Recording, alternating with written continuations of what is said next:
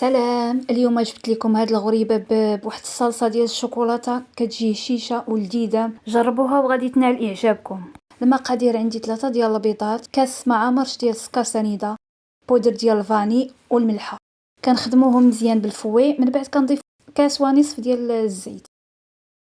كنعاودو نخدموهم بالفوي، من بعد كنضيفو الدقيق وجوج المعالق ديال الكاكاو وصاشي واحد ديال الخماره.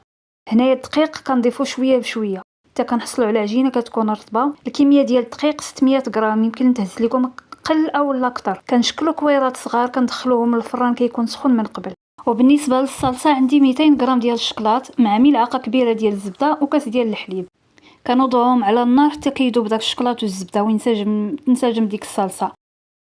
من بعد كنوضعوا ديك الحلوه اولا دوك الكويرات في ديك الصلصه وهي مازال سخونه. كنخليوها شويه غير تدفى، من بعد كنهزو وحده بوحده كنصفيوها وكنرميوها في الكوك مخلط مع الكاكاو وصافي. هكا كيجي الشكل ديالها وكنقدموها بالصحه والراحه. راه كتجي هشيشه ومذاقها زوين بزاف. غير جربوها وغادي تعجبكم. وما تنساوش ليا اللايك للفيديو. شكرا على المشاهده.